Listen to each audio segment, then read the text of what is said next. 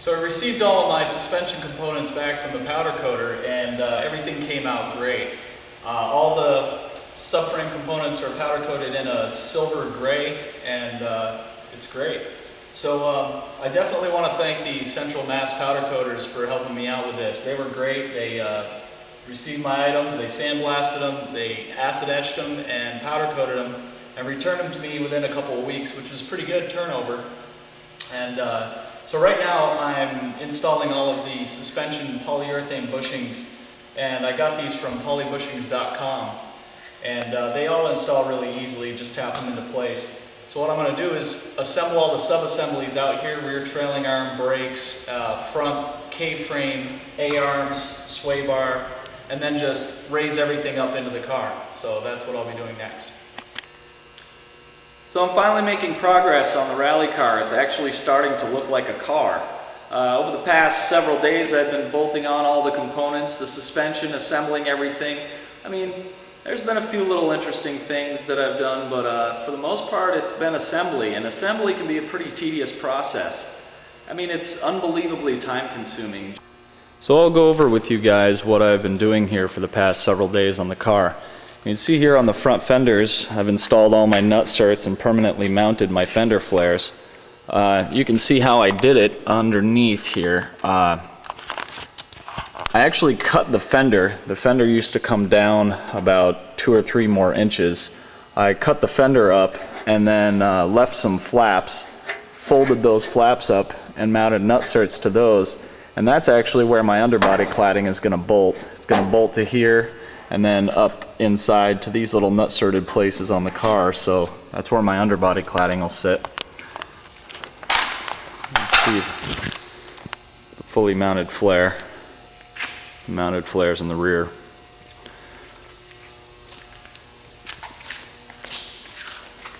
There's the body line on the old car. Here's a shot of the subframes all in here.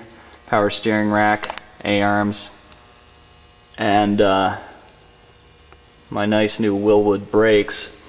That's something that I probably haven't talked a lot about.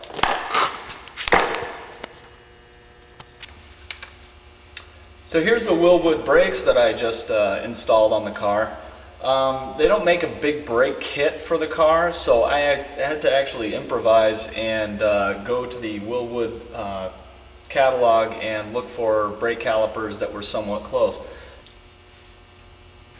So all you have to do when you're looking for brake calipers is measure your bolt spacing on your spindle, and then you just go to the Wilwood website and look for calipers that have the proper bolt spacing and the proper offset for the center line of your rotor. Actually, I found these 4-piston Wilwood Superlight calipers, and they pretty much bolted right on. I had to do some slight machining work to the bolt holes to make them a little bit bigger, but for the most part they just were drop on, and I ordered up 5 of these calipers, so I have some spares, and they're pretty sweet. And I can use an off-the-shelf Hawk brake pad. Give you a nice close-up shot of this, how that mounted on there.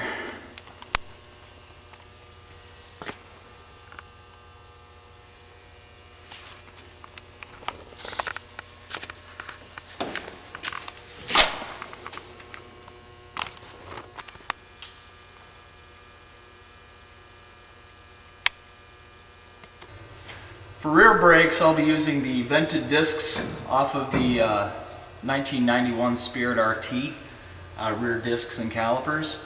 And those are all mounted up now. I don't have brake pads in them, but I'll be doing that at a later date. But this is what I'm doing for the rear brakes. For rear shocks, I use, believe it or not, I spent some time on the phone with the representative from Bilstein, and I was talking about the compression and rebound rates that I was looking for. And he recommended a shock, and fortunately enough it's just a takeoff shock for a Ford Ranger pickup.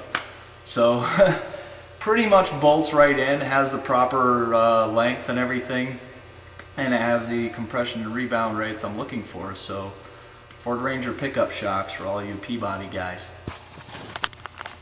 Here's a shot of the rear trailing arm all mounted up. you guys can see I have the underbody cladding mounted on one side and not on the other. So when this car is all done, the whole underside is going to be smooth with high density polyethylene sheet.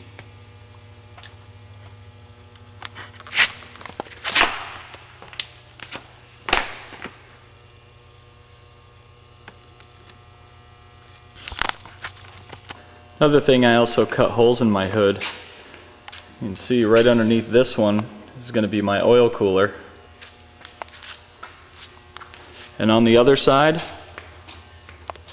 I'm going to have this area all blocked off in this wheel well, and that's where I'm going to have my air filter. You can see how that came out. It's a shot of the K-frame from up here.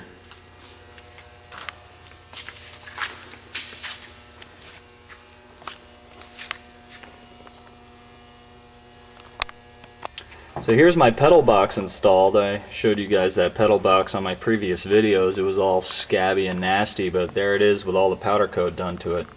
It's quite a difference. I think it came out pretty sweet. You can see over here I'm working on my shifter and my handbrake. You get an idea where they're going to sit.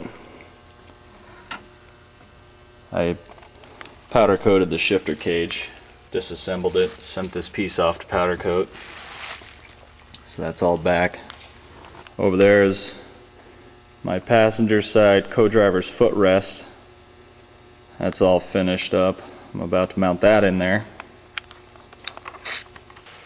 One of the things people don't appreciate is the time involved in the fabrication of just like the little stuff. Like for example, I'm putting the aircraft style fuel filler door on my car. So I ordered this up from Jegs. I modified the car to fit it, and then this little ring I had powder coated. But to receive this in the car, I had to make another piece that would adapt to my stock filler tube.